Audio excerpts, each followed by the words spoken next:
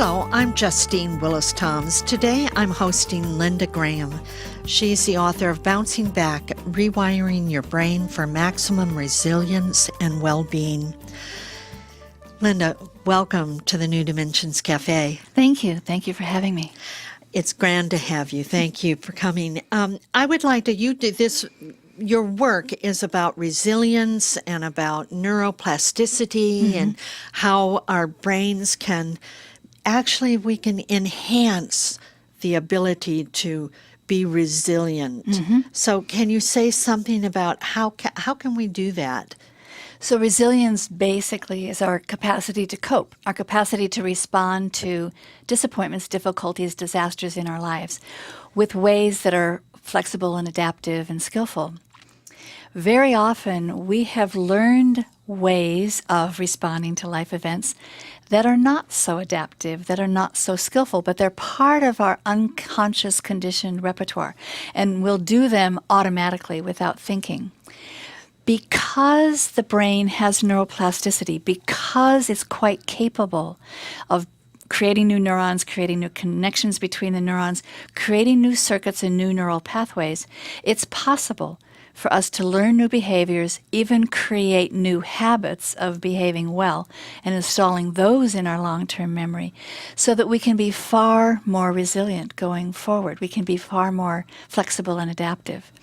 So I'm teaching tools to be able to help the brain use its own neuroplasticity to create new patterns, new conditioning, to rewire or recondition old patterns when they're problematic, and then also using another mode of processing that I call deconditioning, which is simply tapping into the default network of the brain where it does more of its own playing and connecting dots on its own, to be able to come up with very different relationships to ourselves and to our experiences that allow us to be more resilient.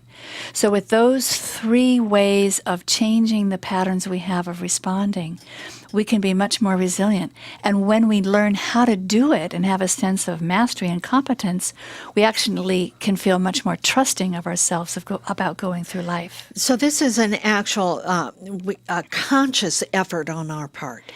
At least at first, right? Right. In order to rewire the brain and become more resilient, we have to become present. We have to pull out of denial and out of distraction and out of dissociation.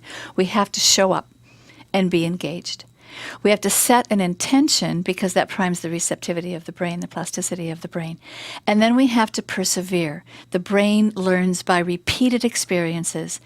When there's an experience, neurons in the brain fire. When you repeat the experience, neurons repeat their firing. When neurons repeat their pattern of firing, they strengthen the connections that are between them. That's what Donald Hebb said many, many years ago, neurons that fire together wire together. So when we repeat experiences, we're actually creating the circuits and the pathways. The scientists have no agreement whatsoever about how often we have to repeat something for it to be installed in long-term memory. That really varies from person to person and event to event, but it does take repetition. So my friend Paul Gilbert, who's a psychologist in the UK, says little and often. Do things little and often. It makes it a lot easier for the brain to remember it. So not just once a week, some marathon sort of session with yourself, but every day a little bit, 5 minutes here, 5 minutes there is more effective. Exactly. Yeah. You use some term called window of tolerance. What do you mean by window of tolerance? That's a term coined originally by Dan Siegel, and it's used in trauma therapy primarily. The natural state of our body-brain is a kind of physiological equilibrium where we can be calm and relaxed, but we're engaged and alert.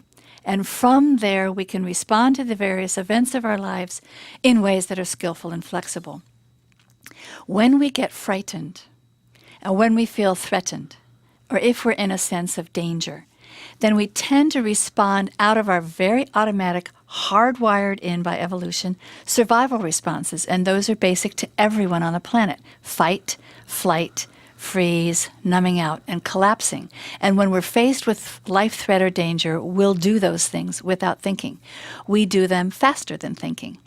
And so in order to be able to move beyond those survival responses, we need to be able to re-engage the higher brain, re-engage the prefrontal cortex, so that we're not remaining in an alarm state. So we want tools and techniques that will actually expand our window of tolerance. We can relate and respond to more events without going into our fight, flight, freeze, or we're able to recover more quickly. So a lot of the tools that I teach in the book are for calming down the nervous system, calming down the body brain, so that we can actually come back into that state of equilibrium and our higher brain comes back online and we're able to think and function again. You know, I'm recalling as you're talking, I'm recalling some experiments that were done by Barbara Fredrickson, I think, out of the University of North Carolina. And she had people sit, you may remember this, sit in front of a computer. And some of them were in more of that flight and freeze sort of emotional state. And then some of them were in a more expansive, calm state. And what she noticed, what her research showed, that those people who were in a more calm state, when they reported back, their peripheral vision actually expanded, that they could say, oh, I saw this on the computer screen, and they just saw all sorts of things. Whereas those people that were in that more narrow window of tolerance, I'll use your words or Dan Siegel's words, window of tolerance, they only reported they had more tunnel vision. Exactly. And therefore they didn't have as many options, creative options. So when we're in our survival mode, it is tunnel vision. Everything narrows, everything contracts. Our vision field, our auditory field, and our psychological field. We're just not paying attention to very much except what's right in front of us that's scaring us. When we can bring in any kind of somatic practice that will calm the body down again, when we can bring in a positive emotion practice, which will shift that functioning back out to a more open, curious, optimistic point of view, then we're able to think, see, hear, and choose.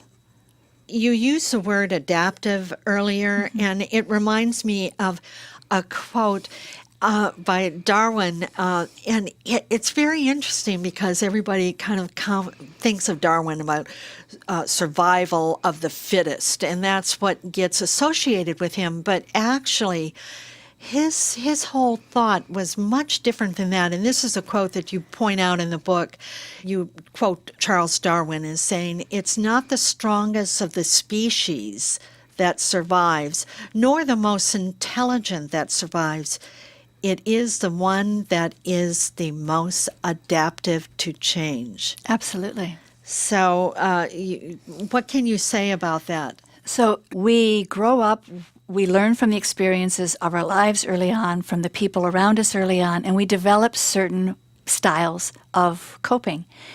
Because it works, we will often do that over and over and over again, and we may not learn other, more flexible tools of coping. But when we want to be resilient, we actually want 20 tools in our toolbox, not just the ones that we learned when we were first growing up. So to become more resilient, we're actually learning new, different, more adaptive ways of coping. Sometimes that means being able to confront and be willing to let go of strategies that we've adapted before that no longer work so well, either for ourselves or between us and other people. Linda, can you say something about how mindfulness relates to resilience? So in order to cope consciously, skillfully, resiliently, adaptively, we have to be able to know what's going on.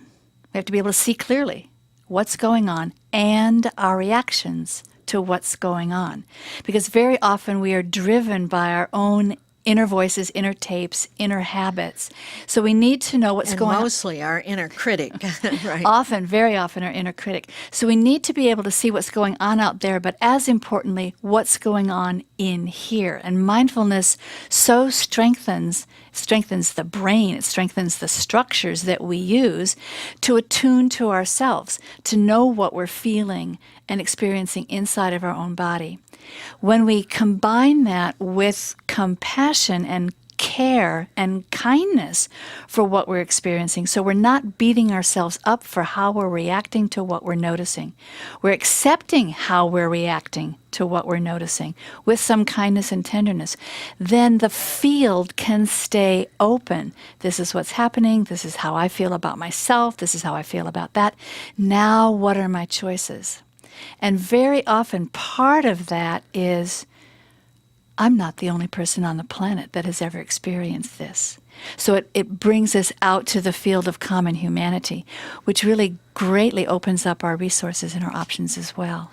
And I'm getting the image too, like that compassion towards ourselves. Self-compassion is like putting on our own oxygen mask. I mean, it's not selfish to do that. So some of the major blocks to a compassion or self-compassion practice is the conditioning that we've gotten from culture, from society, from media, maybe from our parents, that to be compassionate, kind, caring, even focused on yourself is selfish, self-indulgent, or that it's weak and vulnerable. And we don't want to be accused of either one. But self-compassion actually helps us deal with the shame that's evoked by thinking, oh, I'm selfish or I'm weak and vulnerable. And the self-compassion actually helps us open up past that to I'm a human being. Human beings are not perfect. Life is hard. I want to deal with this right now. And I know that you make a point in your book that as we work on ourselves, we work on our self-compassion, we understand that we open our window of tolerance, we open ourselves to being kind. It's not just self-indulgent, but it actually contributes to the world, because then we are better able to make a contribution in a positive way to the world around us. We're able to make a positive contribution to the world around us however we choose to do that. And probably one of the biggest benefits of being able to be mindful and compassionate about our patterns and our reactions and how we've been coping up until now, and how can we cope more resiliently, more flexibly, more adaptively, is that it improves our relationships with other people. And the greatest happiness we have as human beings is being with other people and feeling connected and belonging and loved with other people.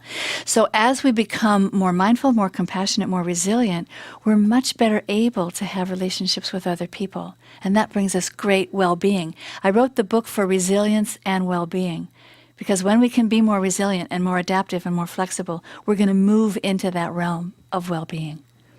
Linda, I want to thank you so much for being part of the New Dimensions Cafe today. Thank you for having me.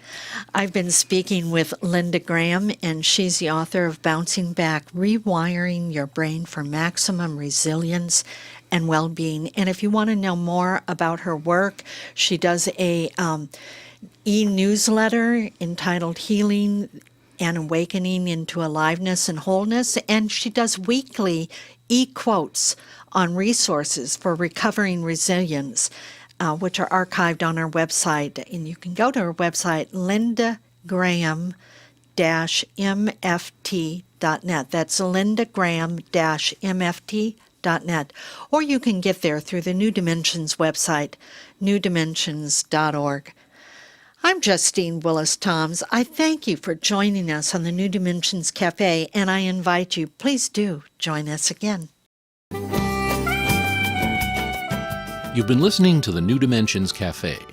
This series of shorter interviews features many of the remarkable guests also featured on our internationally syndicated one-hour New Dimensions radio series. To access more than 1,000 hours of programs, to subscribe to our newsletters, or to become a member, please visit us at newdimensions.org.